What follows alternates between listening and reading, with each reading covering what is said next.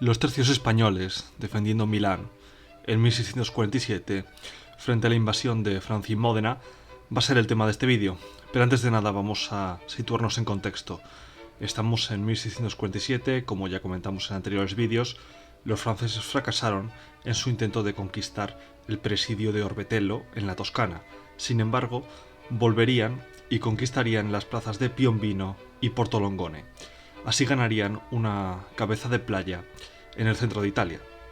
Entonces, bueno, el cardenal Mazzarini, el cardenal Mazarin, el gobernante virtual de Francia en ese momento, el regente, decidió seguir abriendo frentes en Italia, seguir pues invirtiendo más recursos en atacar las posesiones italianas de la monarquía hispánica ante el estancamiento de las operaciones en Cataluña y la dificultad de obtener una victoria decisiva en Cataluña. Decidió pues centrarse un poquito más en Italia, ¿no? Había dos acontecimientos que favorecían también esta decisión.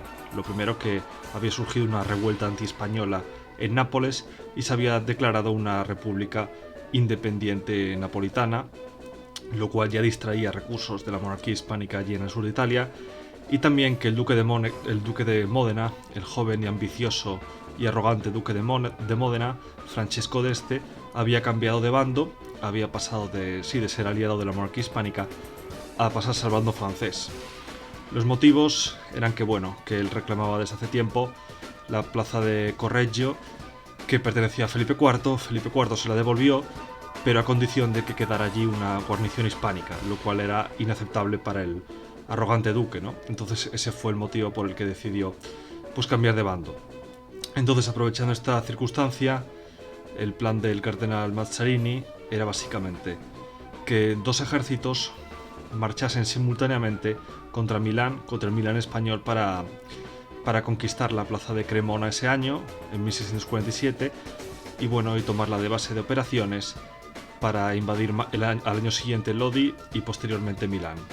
Entonces, esos dos ejércitos, uno de ellos iba a consistir en las tropas francesas acantonadas en Piombino y Portolongone, los presidios recientemente conquistados por los franceses en la Toscana, que se uniesen esas tropas a las tropas del duque de Módena y bajo el mando del duque de Módena marchasen hacia Milán, a través de la Toscana hacia Milán. El otro ejército eran los 11.000 hombres, los 11.000 franco-saboyanos que estaban en el Piamonte al mando de Tomás de Saboya. La idea era que los dos ejércitos se unieran y conquistaran Cremona. Entonces, entre las tropas franco-saboyanas y modenesas tendrían aproximadamente unos 20.000 hombres o así, pero divididos en dos ejércitos. El ejército de Tomás de Saboya serían unos 11.000 y el resto eran los franco-modeneses al mando de Francesco d'Este. Para guarnecer Milán, el gobernador de Milán en ese momento, el marqués de Caracena, tenía unos 15.000 hombres en total. 15.000 hombres insuficientes sobre el papel para cumplir con su cometido. Además, tenía que dividir esos 15.000 hombres primero en guarnecer las plazas y los que le quedaran después de esa tarea, pues dividirlos en dos fuerzas para vigilar a cada uno de los dos ejércitos enemigos, ¿no? Entonces, los recursos para defender Milán eran limitados. Afortunadamente para el marqués de Caracena, uno de los tercios que había allí era el tercio de la Lombardía, uno de los mejores y más prestigiosos tercios de la monarquía hispánica, y también tenía a su lugarteniente Francesco Giovanni da Serra, que se revelaría como un gran militar. Entonces, el grupo de franco-modeneses al mando de Francesco d'Este, que serían unos 9.500 hombres, más o menos, pues desde Módena atravesaron la Toscana, que era neutral, y se dirigieron a cruzar el río Po. Entonces, un grupo de 1.000 mosqueteros franceses cruzó el río Po de noche en un puente de barcas. Un grupo de caballería ligera española les salió al paso a hostigarles y se produjo un tiroteo a corta distancia hasta que los franceses se trajeron consigo y pusieron en posición de disparo 3 cañones ligeros, y entonces la caballería hispánica se tuvo que retirar, facilitando el cruce del río Po al ejército franco-modenés. Después de esta fácil victoria, los franco-modeneses conquistaron Correggio y Casalmaggiore, dos plazas pequeñas y muy poco guarnecidas. De hecho, la guarnición de Casalmaggiore ni siquiera intentó defender el pueblo, sino que lo abandonaron y se fueron. Entonces, Después de ese triunfo, ¿qué sucedió? Que los francomodeneses perdieron bastante tiempo discutiendo en cuanto a la hoja de ruta que tenían que seguir y a la ruta que tenían que seguir para llegar hasta Cremona.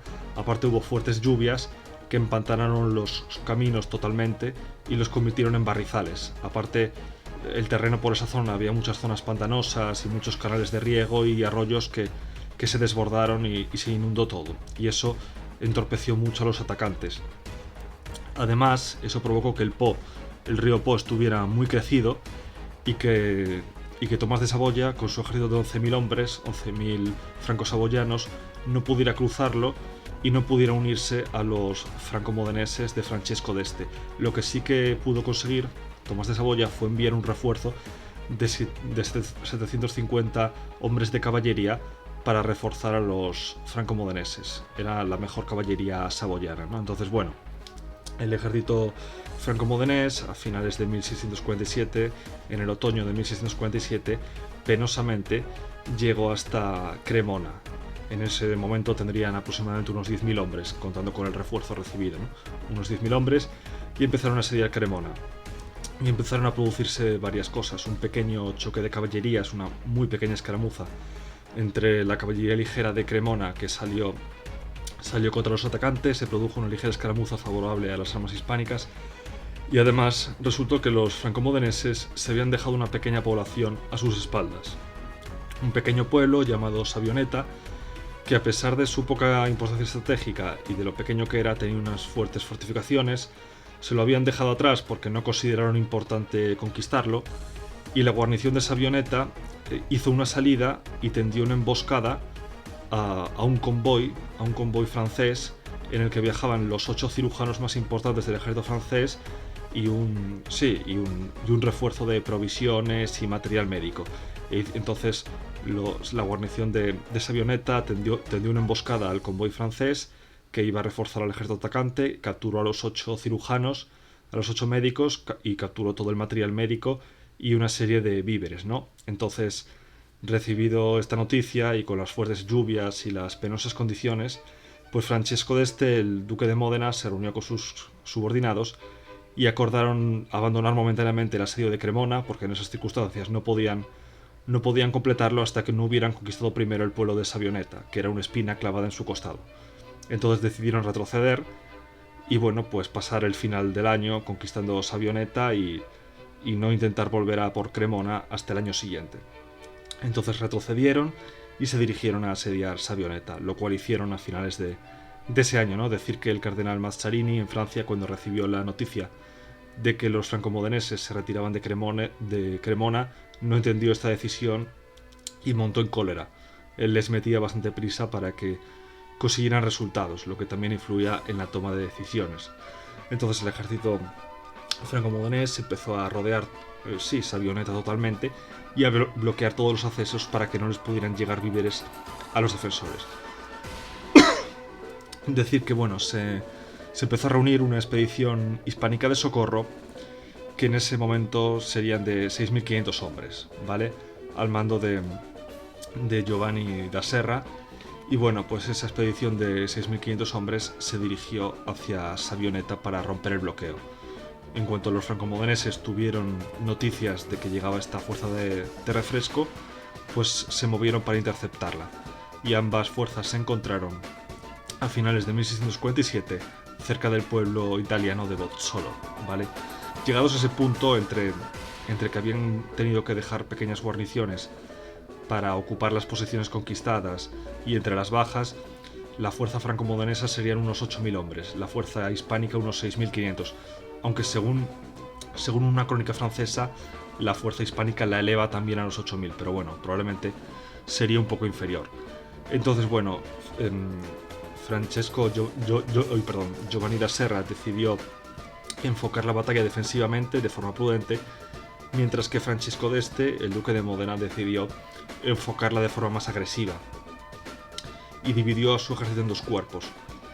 Un cuerpo que sería su flanco derecho y el flanco izquierdo hispánico se movía pues haciendo una maniobra de flanqueo para rodear a los hispánicos por allí, mientras que el cuerpo principal atacaba a su vez el centro donde estaban los españoles y alemanes de la fuerza hispánica. Entonces, bueno, la fuerza de flanqueo francesa atacó el flanco izquierdo hispánico, que estaba formado por italianos. Pero ¿qué sucedió? Que no calcularon que el terreno era muy irregular, salpicado por arbustos y pequeños bosques. Entonces la fuerza francesa no realizó el movimiento de flanqueo con la suficiente rapidez. Y la caballería ligera napolitana empezó a causarles bastantes bajas, pues con sus disparos a corta distancia, a la caracola, ¿no? Entonces un regimiento de infantería francesa se lanzó al combate con las picas contra los escuadrones de infantería italianos y partió uno de ellos por la mitad en la primera acometida, pero el resto de escuadrones italianos se rehicieron y fueron empujando hacia atrás a los franceses. Mientras tanto, en el centro, la infantería franco-modenesa se lanzó también con las picas intentando llegar al cuerpo a cuerpo, pero los cañones y los mosquetes de los españoles y los alemanes les hicieron retroceder con grandes bajas. Entonces los franco-modeneses mandaron a su caballería pesada en tromba y los mosqueteros españoles se tuvieron que refugiar en los cuadros de picas de españoles y alemanes. Pero los cuadros de picas resistieron las embestidas de la caballería y al final, después de 5 horas de lucha, pues el duque de Modena ordenó la retirada, frustrado por los pocos progresos. Y para cubrir su retirada, pues puso a toda su caballería en el centro, cubriendo la retirada del resto del ejército. Entonces Giovanni da Serra extendió varios grupos de mosqueteros de su flanco izquierdo que se colocaron en el flanco de la caballería francesa y les empezaron a disparar de flanco, pues causándoles también bajas y estorbándoles en esa retirada, ¿no? Entonces, bueno, al final los francomodeneses consiguieron retirarse en más o menos buen orden y consiguieron retirar su artillería y no perderla, aunque tendrían unas 800 bajas aproximadamente. Las hispánicas serían 160. Aunque, repito, hay una crónica francesa, la misma de antes, que eleva las bajas hispánicas a las 500. Pero bueno, en cualquier caso, lo que sí está claro es que los francomodeneses tuvieron que retirarse y levantar el asedio de Savioneta, aunque, bueno, aún tenían las posiciones avanzadas de Correggio y Casalmaggiore, que habían conquistado y no fueron totalmente expulsados de Milán, y volverían a intentar el ataque a Cremona al año siguiente. Pero de esto hablaremos en próximos vídeos. El de hoy termina aquí. Darle like, suscribiros para más contenido y recordad que dejo los enlaces a mi libro histórico Universidad de la Guerra, ahí en Amazon, sobre los tercios españoles, y suscripción y campanita es la combinación ganadora. Adiós.